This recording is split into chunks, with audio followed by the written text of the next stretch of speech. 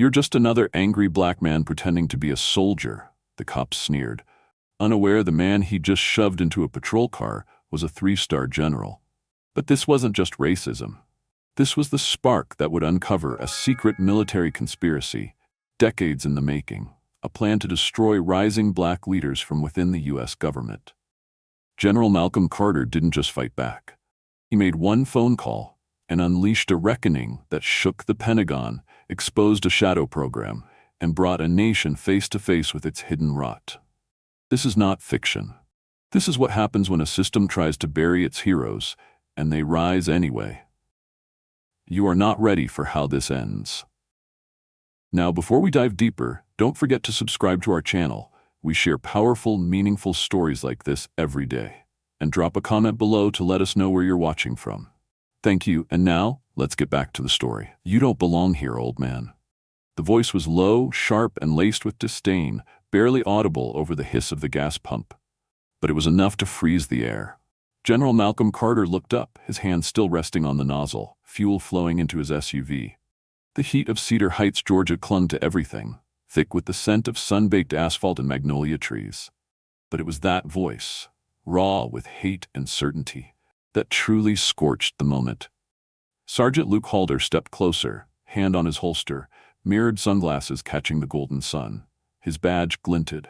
His stance was textbook intimidation. "You've been loitering at this pump for 15 minutes, Halder growled, stepping right into Malcolm's space. "Mind explaining what you're really doing here?" Malcolm didn't flinch. Instead, he blinked once, slowly, a measured breath filling his lungs. At 63, he still had the bearing of a war-hardened soldier. Broad shoulders beneath a navy t-shirt, faded jeans that fit like armor, and calm eyes that had seen battlefield betrayals more savage than this. "I was checking the route to my uncle's cabin," he replied with steady precision. "Phone reception spotty in these parts." "License and registration," Halder snapped, already reaching for his cuffs. "Now." Before Malcolm could respond, another voice cut in from the cruiser behind Halder. "You got a problem, Sarge?" Officer Penley called, stepping out of the second vehicle with an eager smirk. "That him?" "Yeah," Halder muttered, nodding. "Frank called it in. Said he recognized the face from a federal watch list. Claims he's a threat." Malcolm blinked once, slowly, deliberately. His pulse didn't spike, but his fingers tapped twice on his thigh, a habit drilled in through years of covert protocol. He'd been trained for moments just like this. Only, he never expected it would happen here. Not in the country he'd sworn to protect. Not with 3 stars once stitched across his chest. Halder stepped forward and without warning slammed Malcolm's body against the SUV hood, forcing his arms behind his back with unnecessary force. The metal scorched his forearms. The handcuffs clicked with authority. "What's your name, sir?" Halder barked. "General Malcolm Carter," he answered through gritted teeth, keeping his voice even. "United States Army, retired, 3 stars, clearance level Echo." Halder sneered. "You think that means something here?" "No," Malcolm said softly. "Not to you." The cuffs bit into his wrists. Halder shoved him toward the back of the patrol car. Malcolm said nothing more. Not when Officer Penley snickered. Not when the clerk inside the gas station peered out from behind smudged glass, arms crossed smugly. Not when a young woman, Detective Tiana Graves, stood off to the side, her face unreadable but her posture too stiff, like someone watching a train about to derail. Inside the patrol car, the heat was suffocating. No air conditioning, just silence and the faint static of a forgotten radio frequency. Malcolm leaned his head back against the window and slowly, methodically, pulled his secured device from the side pocket of his cargo shorts. It looked like a normal phone. It wasn't. He pressed one button. The screen flickered to life, demanding a vocal command. He spoke just above a whisper. "Activate Echo Sentinel." "Authorization Carter Alpha 17. There was a pause. Then, "Echo Sentinel protocol initiated. Confirm identity." "Carter, Malcolm Elias. 3-star command, retired. Clearance Echo Prime. Confirmed location Cedar Heights, Georgia. Local threat detected. Request elevation. Confirmed. Signal broadcast to Pentagon Command and Naval Intelligence. Contingency Omega enabled." Malcolm exhaled slowly. He had just detonated a silent bomb, one that didn't roar, but whispered through encrypted satellites and secure circuits. What started as a traffic stop had now become a national emergency. And no one in Cedar Heights knew what was coming.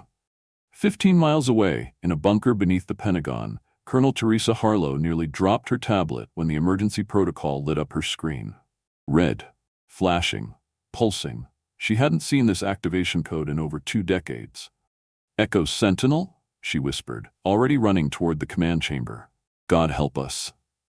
Back at the gas station, Mayor Edward Langston sat in his dimly lit office above the general store, sipping sweet tea while watching the live surveillance feed from Murphy's Gas and Go. When he saw the cuffs go on, he didn't flinch. Instead, he reached for his secure phone and typed 4 words. "He's in. Begin now." He hit send. The text disappeared into the ether, bound for a recipient cloaked in shadows. Across the country, inside a windowless compound in Nevada, Colonel Nathan Rourke stared at the screen. A single name blinked. Malcolm Carter. Detained. Rourke leaned back in his chair and whispered to no one in particular. They finally triggered him. The sun bore down on Cedar Heights, unknowing and uncaring. Malcolm Carter sat in the back of a squad car, the smell of vinyl and sweat thick in the air, his eyes scanning every inch of the landscape. The woods beyond the highway shimmered with heat. A hawk circled overhead. He could feel the walls closing in. But he didn't panic. He prepared. Because this wasn't his first battlefield. It just might be his last. And if that was true, he would go down fighting. Not with fists, but with truth, with strategy, with every classified weapon they had once trained him to wield, and now prayed he had forgotten. The officers didn't know who they had arrested, but the Pentagon did. The White House would know within minutes, and when the smoke cleared, they'd all understand. Malcolm Carter wasn't just a retired general on vacation. He was the man they should have never provoked. Suspicious activity at the pumps. "That's all I needed," Sergeant Halder mumbled to himself, his tone gruff as the patrol car rumbled toward the Cedar Heights precinct. His left hand rested comfortably near his firearm, the other on the wheel. Behind him, in the caged back seat, General Malcolm Carter sat still, spine straight, hands cuffed. The town rolled by in a haze of peeling paint, wilted American flags, and cracked sidewalks, old storefronts with faded signs. A church bell rang in the distance, but nothing could wash the bitterness from Halder's face. He still hadn't looked Malcolm in the eye. He couldn't. "I served too," Halder muttered suddenly, eyes fixed on the road. 6 years, 2nd Battalion, Iraq. Malcolm didn't respond. "I lost my brother over there," Halder continued, almost daring Malcolm to react. "And here you are. Flashing your little stars like that makes you untouchable." Malcolm met his gaze in the rearview mirror, calm, controlled. "You think I'm proud of every star they gave me?" he asked softly. "You think they came without blood?" Halder's jaw tensed, his knuckles whitened on the wheel. "You'll have time to think about that in a cell." Back at the Cedar Heights Police Department, the building buzzed with quiet indifference. It was an old structure, built during the Cold War, never modernized. Cameras buzzed, dust clung to every surface. Detective Tiana Graves watched as Halder pulled in, exiting his vehicle like a man arriving home after a hunt. She stood at the reception desk, arms crossed, her expression unreadable. When she saw who was inside the patrol car, something shifted in her chest. Him. The man from the news. The man her brother had spoken about with awe after a deployment to Syria. The general who led the impossible evac when command had given up. "What's the charge?" she asked Halder as he yanked open the back door. Halder smirked. "Suspicious behavior and resisting. Maybe interfering with a public utility." "Gas pumps?" Graves arched an eyebrow. "Gas pumps," he repeated smugly. Graves didn't say another word. But as Malcolm Carter was marched through the lobby in cuffs, her eyes lingered on his. There was no confusion, no fear, only calculation. She'd seen that look before, in war zones, in intelligence briefings, not in the eyes of guilty men but of strategists. "Name?" the booking officer asked, not bothering to look up from his terminal. "Malcolm Elias Carter," came the calm reply. "Date of birth? August 19th, 1960. "Military ID?" Malcolm lifted his cuffed hands slowly, presenting his identification. The room hushed as the credentials slid across the desk. The officer stared at the 3-star insignia, then back at Halder. "General?" Halder shrugged. "Could be fake." The officer leaned into Malcolm, his voice low. "You really served, sir?" "I still do, just not the way I used to." The booking officer hesitated, then typed without another word. Across town, in a nondescript townhouse behind closed blackout curtains, Mayor Edward Langston watched the live camera feed from the booking room. He'd had the building wired 2 years earlier under the guise of security modernization. In truth, it was surveillance for people like Malcolm Carter. People who asked too many questions. People who came back after 20 years of silence. Langston's phone vibrated. Package confirmed. Phase 2 begins now. He turned his gaze back to the screen. "You shouldn't have come back, General," he whispered. At the Pentagon, Colonel Teresa Harlow's heels echoed across the marble floors as she stormed into a secured room, buried 5 levels below surface. A wall of screens greeted her. Encrypted feeds, satellite data, and biometric scans scrolling across encoded urgency. A technician turned as she entered. "We've verified it. Echo Sentinel was activated from a secure device. The identifier matches Malcolm Carter." She inhaled. "How long has it been since that code was used?" "Not since Bahrain, 23 years ago." Her heart sank. Bahrain had been the last time the Phantom Directive nearly triggered an internal collapse, when racial profiling in a covert program went too far, and Malcolm Carter had dismantled the entire operation from the inside. She turned to her aide. "Get Admiral Kwan, and initiate eyes-on protocol for Cedar Heights." "Yes, ma'am." Meanwhile, Malcolm sat on the edge of a steel bench inside his holding cell. His eyes scanned every corner of the room, exit points, cameras, soundproofing. He cataloged it all. They thought the cuffs disarmed him. They forgot strategy didn't need a weapon. He'd fought wars without lifting a gun. He'd exposed double agents in Beijing, rerouted hostiles through psychological operations in Mogadishu, and negotiated ceasefires using only silence. This was a chessboard. And he already saw their mistake. They thought Cedar Heights was the trap, but it was the bait. Back at her desk, Detective Graves replayed the dashcam footage. Elijah, or Malcolm as she now knew, hadn't resisted, hadn't raised his voice, hadn't even stepped out of line. What she saw instead was calculated compliance. Halder had escalated without cause. That's not police work, she thought. That's a setup. She minimized the video and opened a private encrypted email chain labeled simply, "Whistle." She typed one line. Carter was targeted. Need clearance to investigate further. Attached, dashcam plus ID. Then she hit send. Outside, thunder began to rumble on the horizon. Storm's coming, she thought. And Cedar Heights has no idea what it's about to face. Across the country, in a hidden command center within the Nevada desert, Colonel Nathan Rourke stood at the center of a war table. Maps, satellite images, and documents strewn across it. He lit a cigar, then pointed to a red-marked zone blinking on the map. "Cedar Heights," he muttered. "It's begun." A subordinate approached. "Sir, what do we do?" Rourke smiled, cold and precise. "We wait. Malcolm Carter thinks he's ahead, but he just stepped into the last game he'll ever play." And then he turned to a shadowed wall where a single photograph was pinned. A young, decorated Malcolm Carter, standing beside Rourke in a desert somewhere long ago, both smiling, both soldiers. Once brothers in arms, now enemies by design. "Do you even know what you've done?" Sergeant Luke Halder loomed outside the cell, hands on his hips, voice simmering with something between arrogance and fear. His eyes darted toward the door, as if expecting someone to burst in and demand he undo the arrest. But no one came. General Malcolm Carter remained seated on the steel bench inside the holding cell. His posture was relaxed, legs crossed, back straight, more like a professor waiting for a lecture to begin than a man detained without charge. His silence made Halder twitchy. Every time the general blinked, it was as if he was calculating something, assessing, planning, and that terrified Halder more than anything. "You're not special," Halder spat. "You don't get to pull rank here. This is Cedar Heights. We don't play those games." Malcolm tilted his head. "I didn't ask you to play. I asked for the law."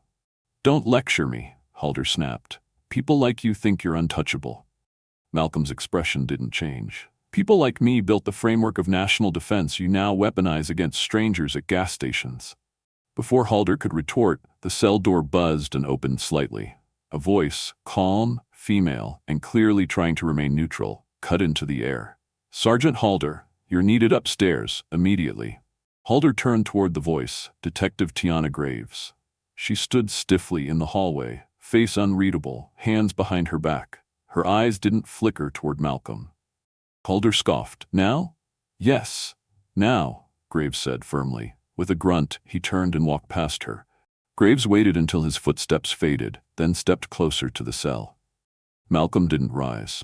I'm not sure what's happening here, she began carefully, but I know enough to see this isn't normal. I appreciate your honesty, Detective. I've reviewed the footage. You didn't resist, you cooperated, and I verified your ID. Did you trace the code on it? I tried, she admitted. I got a ping from something called Echo Sentinel. Then I got locked out. Malcolm gave the faintest nod. Then they know, and it's already begun. Who's they? He didn't answer. Graves hesitated.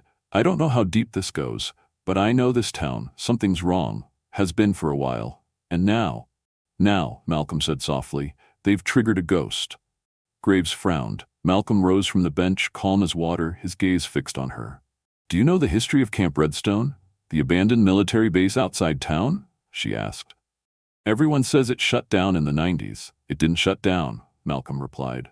It went dark, repurposed, used for something far more dangerous. By who? He stepped closer to the bars, voice quiet. By the Phantom Directive. Hundreds of miles away, Admiral Stephanie Kwan stormed into a secure Pentagon briefing room where red lights flashed across the walls. On the screen, Echo Sentinel's signal blinked like a warning siren. She turned to Colonel Teresa Harlow, who stood stiff-backed beside a projection screen. This is real? Kwan demanded. It's Carter? Triple confirmed, Harlow replied. Voice match, device match, biometric tag. He activated the protocol from a holding cell in Cedar Heights, Georgia. And you're telling me he was arrested at a gas station? Yes, by local police. On what grounds? None that hold up, Harlow said. But that's not the issue. Kwan's brow furrowed. Then what is? Harlow clicked the remote. A file opened on the screen. Phantom Directive, declassified top level only. The room fell still. This is impossible, Kwan muttered. No, ma'am, Harlow said grimly. This is vengeance. Years ago, Carter shut down a covert unit operating under the Phantom Directive, illegal targeting based on racial profiling disguised as national security initiatives. He buried it. Then why is it surfacing now? Because someone's digging it back up. Back in Cedar Heights, Malcolm leaned against the wall of his cell. He could feel the weight shifting. Someone had warned him once, when ghosts start whispering, the past is no longer dead. He'd spent decades navigating the thin line between duty and integrity. Now it was clear, that line had been erased by men like Colonel Nathan Rourke. 20 years ago, they had served together. Rourke had been brilliant, dangerous, paranoid. And when Carter uncovered the Phantom Directive, when he exposed the list of officers being quietly monitored, sidelined, and sabotaged, Rourke had lost everything. Dishonorable discharge, scrubbed records, a career disintegrated in disgrace.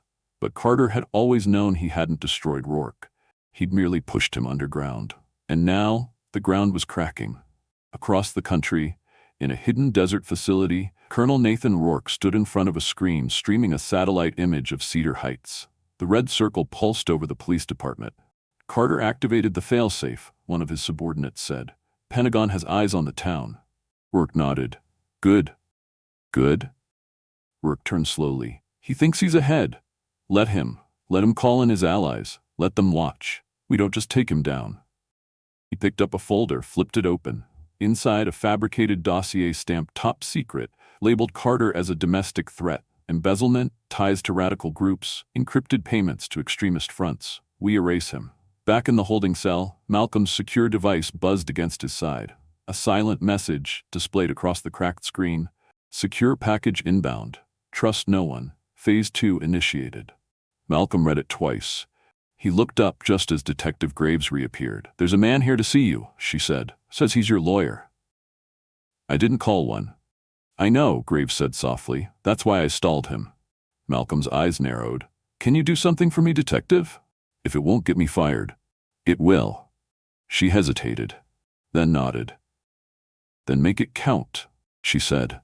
And Malcolm Carter gave the first of many orders that would shift the balance of power in the United States, starting in a small southern town where secrets no longer stayed buried. Because he wasn't just defending his name. He was going to burn the whole lie to the ground. You shouldn't be here, Detective Tiana Graves whispered, eyes narrowing as the man in the tailored suit adjusted his glasses and smiled like a cat approaching its meal. The man who claimed to be Malcolm Carter's attorney didn't carry a briefcase. His handshake was limp, disinterested. His credentials checked out too quickly. His shoes were spotless, city-polished in a town where the sidewalks cracked with every shift of wind. He leaned forward, flashing a smile at Graves as she blocked his way to the holding cells. "I believe the general requested counsel."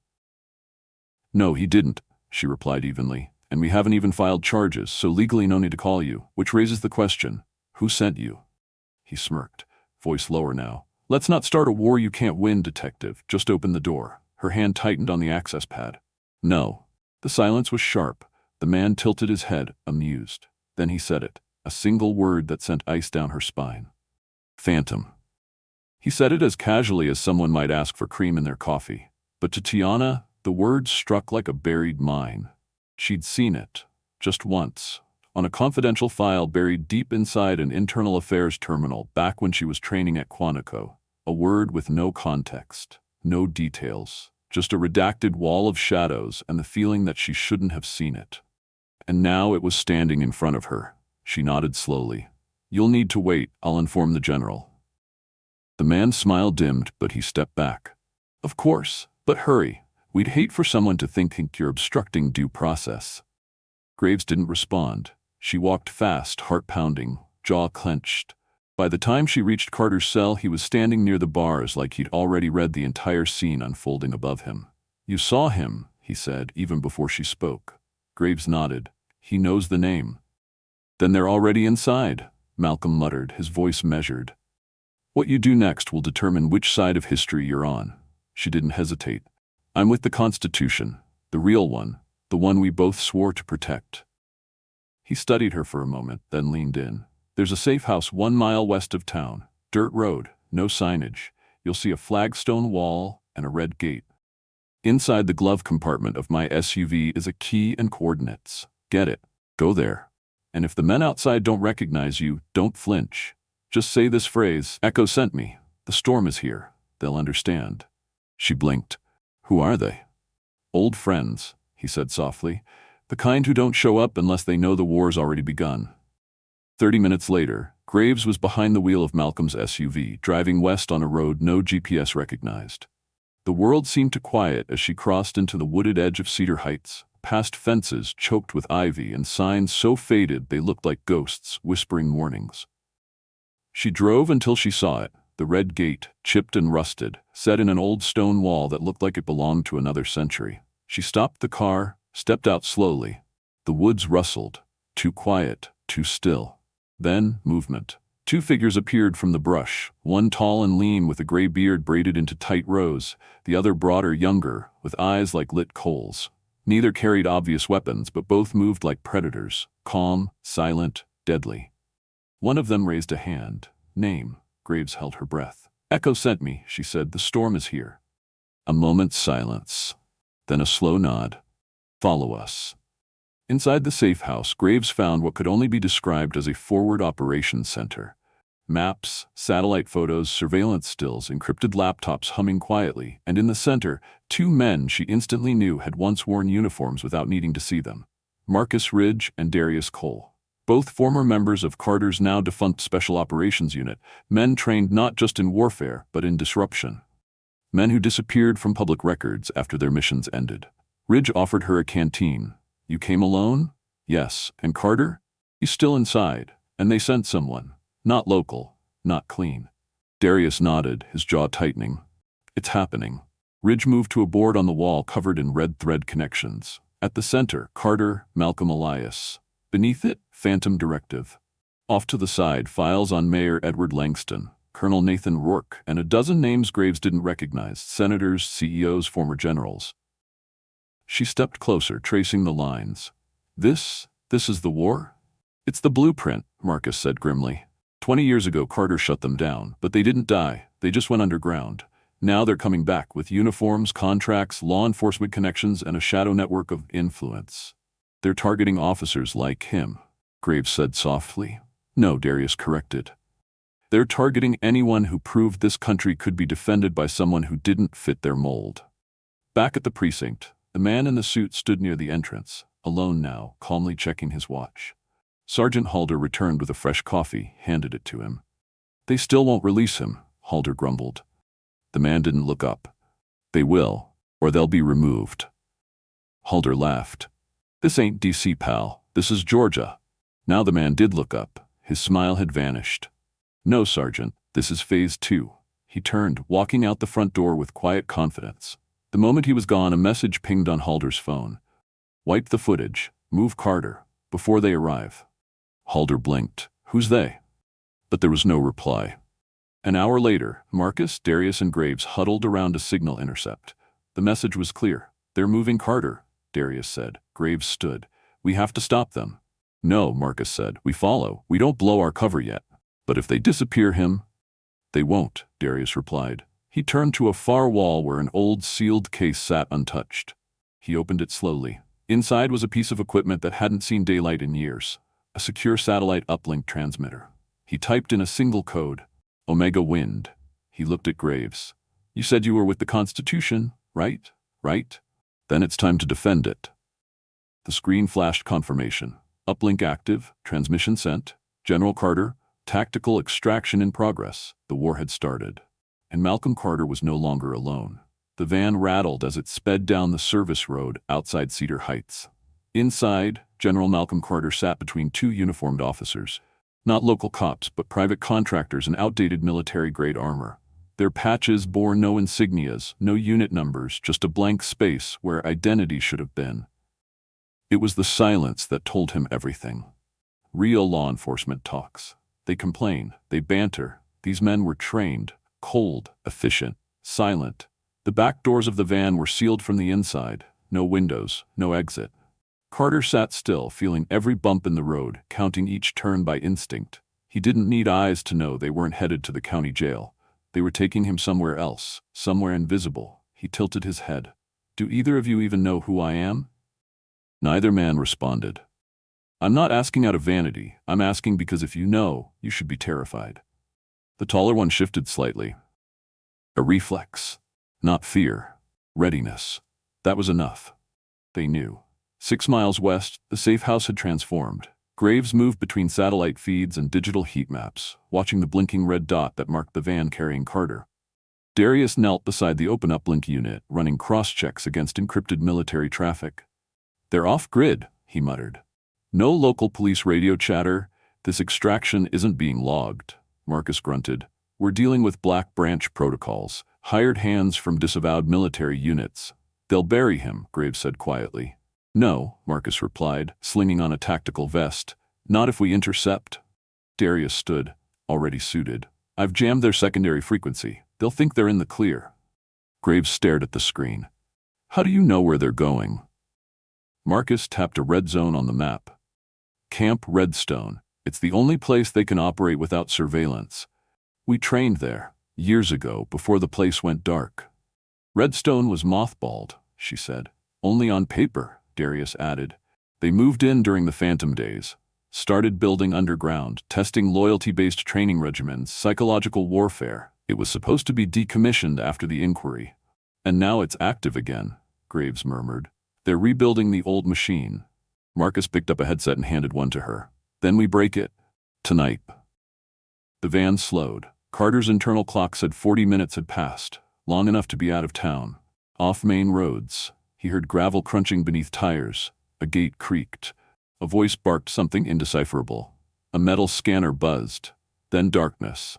The van jerked forward one final time before coming to a stop. The locks clicked. The taller man opened the back doors and gestured silently for Carter to step out. He did. They were inside a vast dim hangar carved into a mountainside. Shadows clung to the walls like secrets.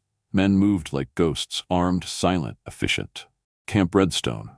Even in its decay, Carter could feel the bones of the place. He'd trained here during the Cold War. Back then, it had been about survival, learning how to fight, lead, adapt. Now, it was about control. They led him down a steel corridor. The lights above flickered. He counted the steps, the turns, the doors. Then they pushed him into a room. Concrete walls, steel table, no windows, a single camera in the corner. He sat. Seconds later, the door opened again, and in walked Colonel Nathan Rourke. Same scar, same swagger, same eyes. Brilliant, bitter, and burning with something worse than hatred. conviction. "Well," Rourke said, pulling out the chair opposite Carter. "Look what they dragged in." Carter didn't blink. "You never could build anything without stealing it first," Rourke chuckled. "Still quick. That's good. I'd hate to break someone boring." Carter leaned forward. "You're making a mistake. Whatever you think you're controlling, it's already burning." "Oh, I'm counting on that," Rourke said, leaning in closer. "Because from the ashes, we rebuild." 10 miles out, Marcus, Darius, and Graves moved through the trees like wraiths, night vision goggles, lighting their path. They approached the perimeter of Camp Redstone from the south, avoiding the main gate, bypassing heat sensors using old maps that Darius had kept from their original deployments. They crouched behind a rocky outcrop, watching guards patrol the fence line. Graves whispered, "How many?" Marcus scanned. 8 outside, maybe triple that inside. "We'll have to breach quietly." "No," Darius said. "We breach loud, make them look at us. While Graves gets Carter." She blinked. "You're the only unknown," Marcus said. "Your face isn't in their system, yet." They handed her a signal disruptor and a silent sidearm. "Find Carter, use the internal comms, we'll draw the fire." Inside the cell, Rourke stood, pacing now. "You think this is about race? About revenge?" He spat. "It's about preserving the order. You rose too fast. They made you a symbol, but you were never one of them. You were a tool." Carter's voice was low, dangerous. "You mistake your wounds for wisdom. That's your curse, Rourke. You bled for this country and then decided only you knew how it should be run." Rourke leaned over the table. "And you decided it should be led by people who look like you, who thought like you. I decided it should be led by those who earned it. You couldn't." The slap came hard, fast, but Carter didn't flinch. He stared into Rourke's eyes, cold and steady. "You're still afraid of me. That's why you built this cage." Rourke's voice was ice now. "We're going to erase you, frame you, feed the nation a version of you they'll believe. The radical, the traitor." Carter smiled faintly. "You're too late." Outside, Marcus and Darius opened fire on the guard towers. Flash grenades lit the night. Sirens wailed. Guards scrambled. Inside the facility, chaos broke loose. And down in the shadows of Sublevel 2, Detective Tiana Graves slipped through a side hallway, ducking beneath alarms, moving fast and low, heart hammering. She reached a security panel, inserted the disruptor, and triggered a 5-minute blackout. The lights flickered, then died. Graves slid into the hallway as doors clanked open. She found him. Malcolm Carter stood in the dark, just as he had hours before, back straight, ready. "I thought I told you to stay out of this," he murmured as she approached. Graves smirked. "And miss my first extraction? Not a chance." She tossed him a sidearm. He caught it without looking. "We're not done, General," she said. "No," he agreed, stepping into the hallway beside her. "We're just getting started." Red light bathed the corridor in pulses, a heartbeat of danger echoing through the underground compound. Alarms blared, footsteps pounded in all directions. But in the middle of the chaos, Malcolm Carter and Detective Tiana Graves moved with surgical precision. "Exit routes?" Malcolm asked as they cleared the hallway, sidearms drawn, the flashlights clipped to their chests, cutting through the red. "There's an access tunnel 2 levels down," Graves replied between breaths. "We mapped it from the old maintenance schematics. Darius said it used to be a supply line, should still connect to the woods." "Did Darius factor in that the enemy used to be us?" Graves smirked despite herself. "Let's hope he remembers the back door better than the front." They ducked into a stairwell just as Boots stormed past the hall behind them. Malcolm counted the seconds, 7, 8, 9, and then waved her forward. Down they went, 2 levels deep, their path unlit but mapped in his memory. Carter remembered this place with the clarity of war. Every corridor, every smell, every flaw in the concrete. He'd trained here. He'd bled here. And now, he would tear it down. They reached the tunnel door, locked with an outdated keypad. Graves dropped to one knee, pulled a compact device from her backpack, and began wiring it in. 30 seconds, she said. "We don't have 30, Malcolm replied. A crack echoed through the stairwell above them, gunfire, then another, footsteps, shouting. Carter turned, raised his weapon, and exhaled slow. 20. Hold them. The panel clicked. Green. Done. Graves yanked the door open, and the two of them slipped into the tunnel just as guards spilled into the hallway behind them. A burst of gunfire ricocheted off the metal frame, but the door slammed shut, sealing them in darkness. Then, A voice crackled in Malcolm's earpiece. "General, we've got eyes." "You're in the maintenance shaft," Marcus said, breath ragged. "Darius is laying charges at the north entrance. This whole place is going dark." "How long?" Carter asked. 6 minutes to blackout, 11 to burn." Carter looked at Graves. "You good to run?" She grinned. "I've been waiting to blow this place to hell since I first saw that phantom file." They moved. Back in the main facility, Colonel Nathan Rourke stormed into the central command room, fury vibrating in his voice. "How did they get in?" The technician at the terminal stammered. "They had old credentials, sir, legacy codes that were never scrubbed. Someone breached through the west tree line. They coordinated the diversion with the uplink activation." Rourke slammed his fist onto the console. "He played us." Behind him, a junior officer stepped forward. "Sir, do we initiate contingency protocol?" Rourke turned slowly. "No. Not yet. We're not losing the mountain. Lock it down. Find Carter. I want him dead before this place goes." The officer hesitated. "Sir, the base was never rated for extended combat. If they collapse the tunnels, we'll lose everything." Rourke's eyes burned. "Then we bury him with it." Outside, just beyond the perimeter, Darius crouched in the brush, a detonator in hand, his face painted in camo and sweat. Marcus knelt beside him, watching the facility through a long-range scope. "Movement east side," Marcus muttered. "They're shifting reinforcements. Someone's panicking." "They should," Darius said. "You sure about this sequence?" Marcus nodded. "We trigger the charges, blow the outer fence. Graves and Carter should be at the halfway mark. Then we light the failsafe." "You really think they'll make it out?" Marcus's voice was calm. "They'll have to." In the tunnel, Graves and Carter ran. The air was thick, metallic, laced with mold and dust. Pipes lined the walls, some dripping, some steaming, all groaning under the weight of decades. Behind them, distant echoes of gunfire and crumbling metal signaled the beginning of the end. "They're collapsing sectors," Carter said. "We've got less time than they think." He grabbed Graves's arm, pulled her left at a junction. "This way," he said. "Shortcut." "How do you know?" "I memorized every exit from this base before you were born."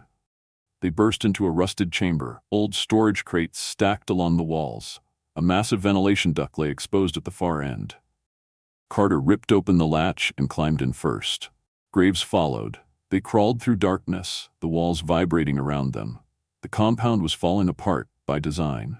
Graves whispered, "Why do you think Rourke came back?" Carter paused. "Because the Phantom Directive was never about war. It was about control, and he never forgave me for stopping it." She sighed. "He's not the only one who's kept receipts." In the woods above, Marcus's earpiece chirped. "Charges set?" Darius said. "We light this mountain or what?"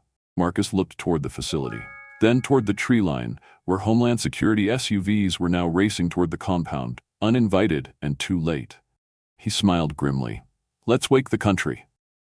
He hit the switch. The ground shook. The sky lit up in orange and red as the northern entrance of Camp Redstone exploded in a thunderous collapse of steel, rock, and dust. The perimeter fence disintegrated. Guard towers crumbled. Inside, the command center erupted in chaos. Rourke spun as the lights flickered and the sirens turned to shrill distortion. "No, not yet," he roared. But it was too late. A second wave of charges detonated beneath the eastern wing, collapsing 3 support tunnels and severing internal comms. Power blinked once, then died. Only backup generators remained. Rourke grabbed a weapon from the wall, eyes wild. "Find him!" Carter and Graves emerged from the ventilation duct at the forest's edge, gasping into the night air. Smoke rose behind them. Sirens wailed. They sprinted down the slope toward the prearranged coordinates. Carter could already hear the chopper blades in the distance. Darius had called in the extraction. Graves stumbled, her leg twisted, but Carter caught her. "Come on. Not now." They reached the tree line. A figure stepped into their path. Colonel Rourke, gun drawn, arm steady, face stone. "You're not leaving," he said. Carter stepped forward slowly, shielding Graves. "You've lost, Nathan." "No.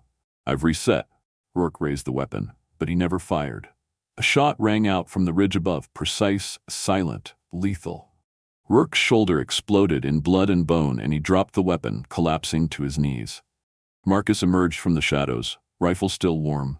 No second chances this time.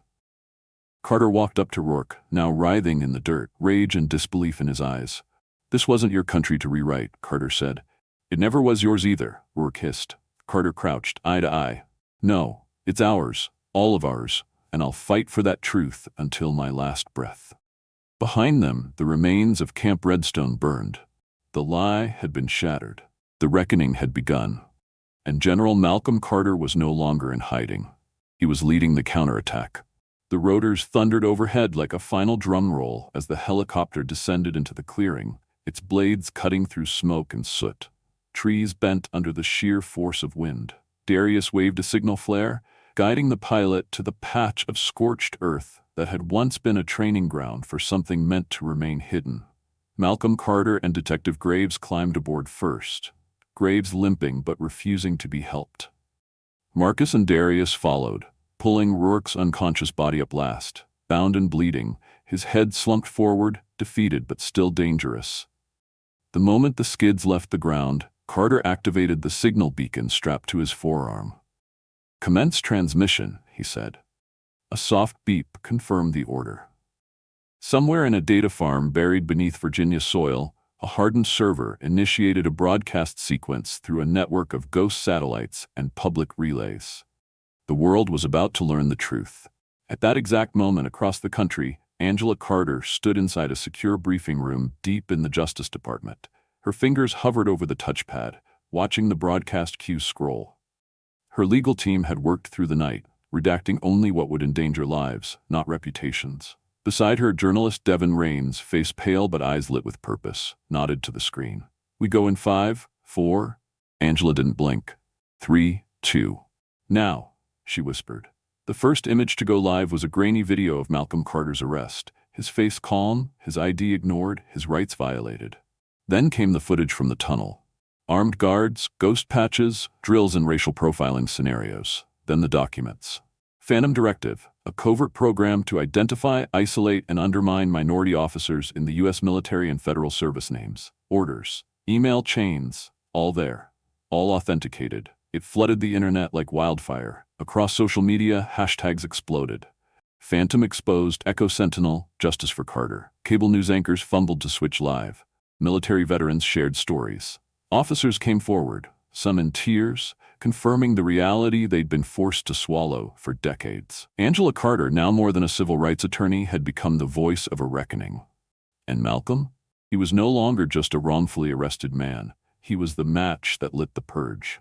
Back in the helicopter, the team was silent. Wind and fire fell away beneath them. Cedar Heights became a memory in smoke. Graves winced as she leaned back, her leg elevated. "I still can't believe this was real," she muttered. "That I was part of it." "You weren't part of it," Carter said. "You stopped it." Marcus looked out the window. "We exposed it," Darius added. "Now we finish it." Rourke stirred at their feet, groaning through clenched teeth. Carter looked down at the man he once called brother.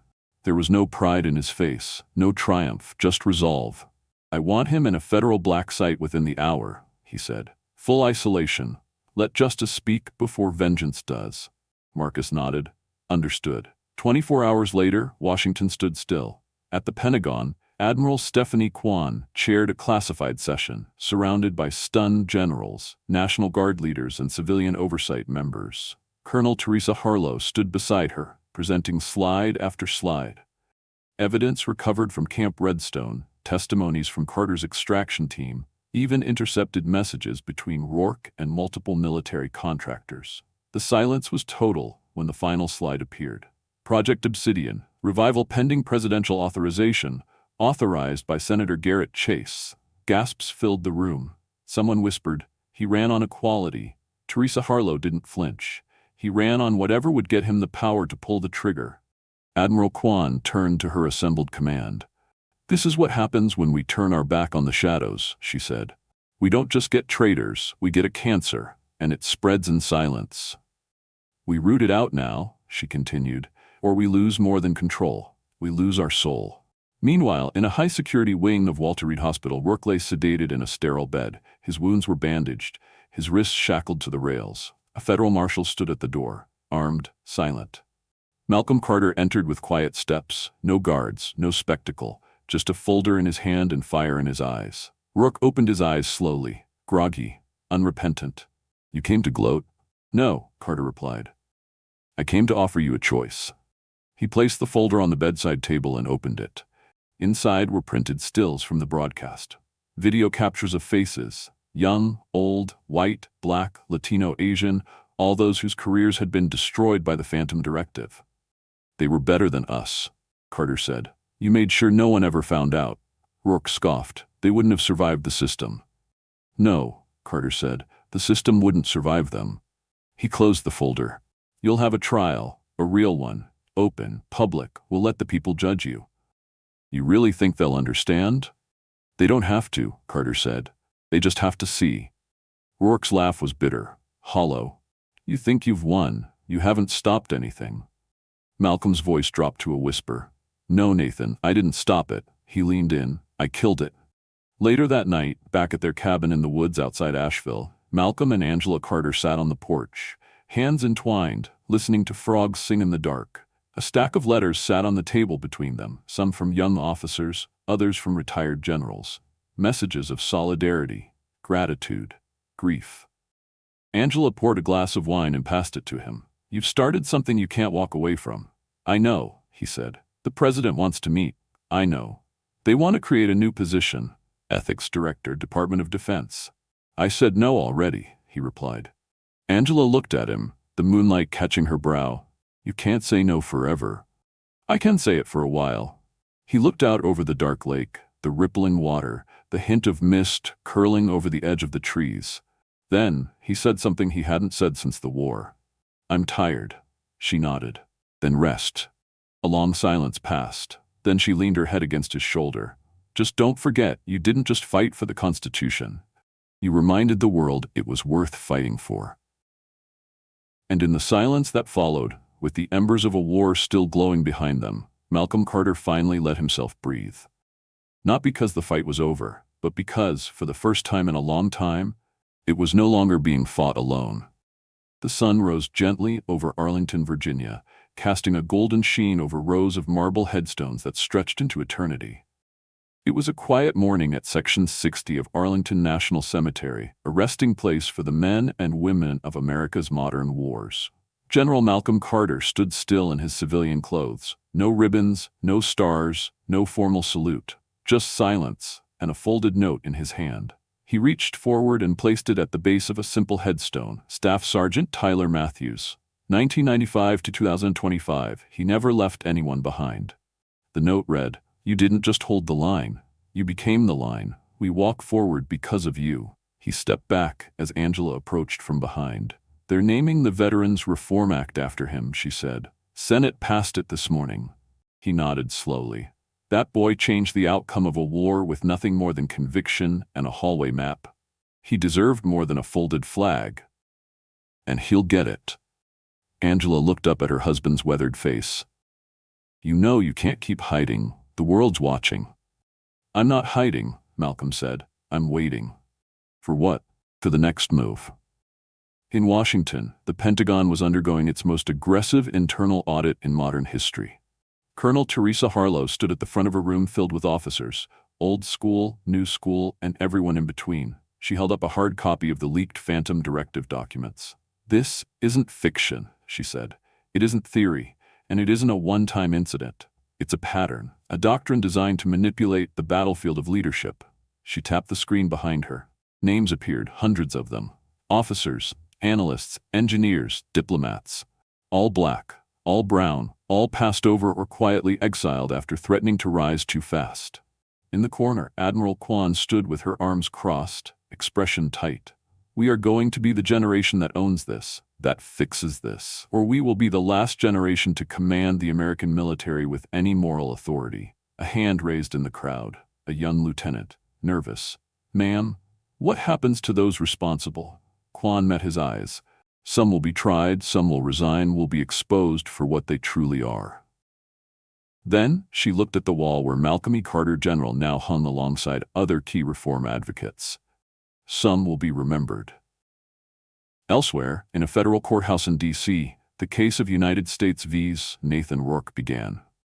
Rourke was wheeled in under armed escort, his face expressionless. Dozens of victims lined the gallery, officers whose careers had been derailed, families whose lives had been upended. On the first day, the prosecution played 2 minutes of body cam footage from Carter's unlawful arrest. Then, silence. Not a single juror blinked. The system had tried to silence the truth. Now the system would speak it aloud. Meanwhile, in a humble suburban precinct across the country, newly promoted Detective Tiana Graves stood before a classroom of recruits. Behind her was a slide titled, "Policing After Redstone: Lessons of Oversight, Power, and Reform." She pointed to a picture of Sergeant Luke Halder, now in federal custody. This is what happens when power is left unchecked, when bias becomes doctrine, when silence becomes law. Then she switched slides to a grainy photo of Carter and Graves standing in the forest outside Redstone, the smoke still rising behind them. And this is what it looks like when we say no more. At the offices of the Washington Tribune, Reggie Mathis sat in a sunlit corner, hunched over his laptop. He was pale, tired, still healing, but focused. His series, The Ghosts Who Wore Stars, had already been nominated for a Pulitzer. But today, he was finishing something more personal. The last chapter of a book titled Echo Sentinel, The Man Who Answered His Country's Call One Final Time. As he typed, he paused on the line. He didn't carry a weapon that day. He didn't need to. His truth was heavier than any gun and far more dangerous to the men who feared it. Reggie hit save, leaned back, and whispered, "Thank you, General." In the Oval Office, the president sat quietly, reading a folder labeled National Defense Ethics Commission. Proposal, Malcolm Carter to chair FEV. He tapped his pen once, twice. Then he signed the approval line. Below his signature was a note scribbled in the margin, because sometimes the man you cuff is the one who saves your flag. Back at the lakeside cabin, Malcolm Carter chopped wood with quiet precision. Angela stepped outside with 2 cups of coffee. "They're calling again. They say the appointment is official. The commission launches in 30 days. He didn't respond. "Malcolm?" she asked. He paused, sweat glistening on his forehead. "Tell them I'll come to D.C. tomorrow, but only on one condition." "What's that?" He looked up at her, eyes fierce and calm. "That we open with an apology to every name they tried to bury. Before we fix the machine, we remember the damage it caused." Angela handed him the coffee, smiling softly. "I already put that in your first speech," he chuckled. "Of course you did." That evening, a letter was delivered to a federal penitentiary in Virginia. It arrived in a plain envelope. No name, no return address. Inside, a single page. Handwritten, neat, steady. To those still clinging to power through fear, "You tried to control the story. You forgot the story wasn't yours to tell. We're writing a new one, and this time, it starts with the truth." M.E. Carter. Inmate number 299873, formerly Colonel Nathan Rourke, read the letter 3 times. Then he tore it in half. Then he taped it back together. Because even in the shadows, he couldn't stop watching. And Malcolm Carter? He wasn't finished. He was just getting started. The stage was set beneath the rotunda of the National Archives. A deliberate choice. The Constitution stood encased in glass a few feet behind Malcolm Carter as he approached the podium.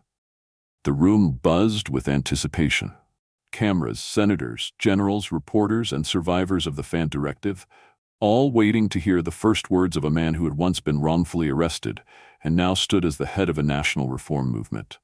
Angela stood in the front row, next to Teresa Harlow and Admiral Kwan. Reggie Mathis typed quietly beside them, and in the second row sat recruits, young officers, black, brown, white, women, men, many of them who had applied to the newly formed Defense Ethics Academy. Malcolm Carter's steps were steady, measured, but his voice, when it finally came, carried the force of a rising tide. "I'm not here to lecture," he began. "I'm here because someone once tried to put handcuffs on the truth, and the truth refused to stay silent." A hush fell over the chamber. "I wore this nation's uniform for 34 years. I bled for it, lost friends for it, sacrificed time, family, even sleep, because I believed in what it stood for.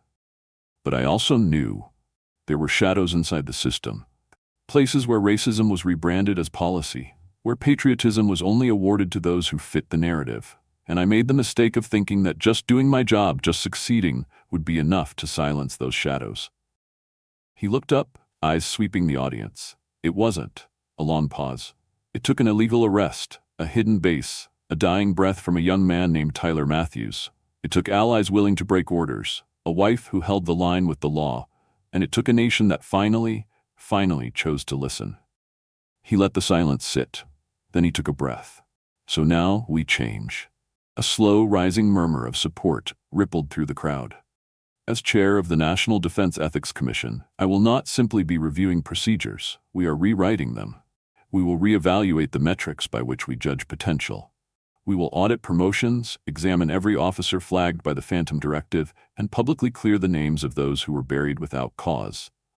We will replace fear with transparency, secrecy with accountability, and hierarchy with integrity.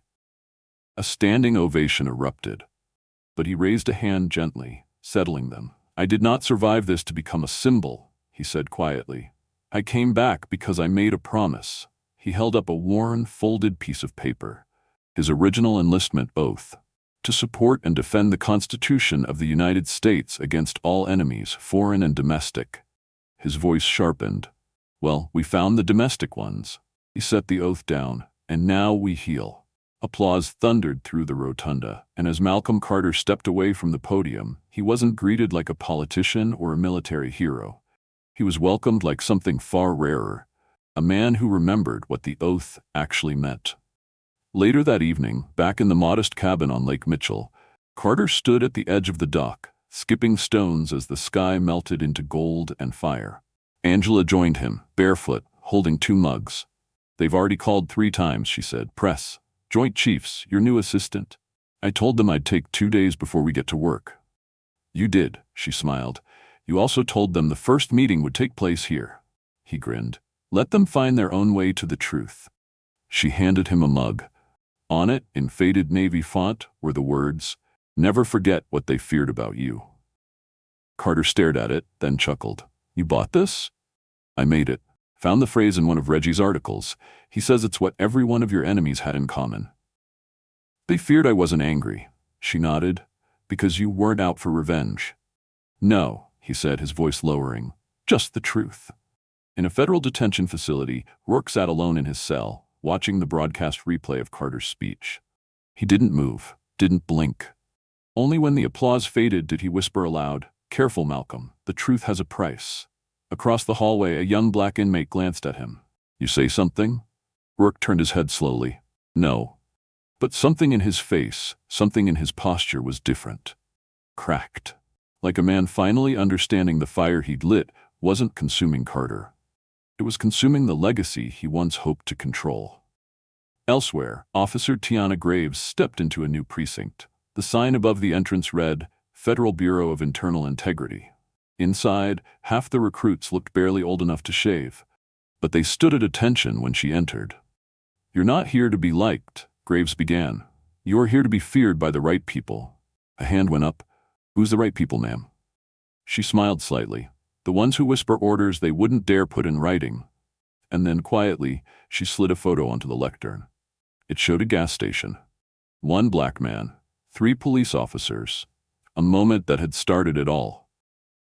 Let's talk about what power looks like, she said.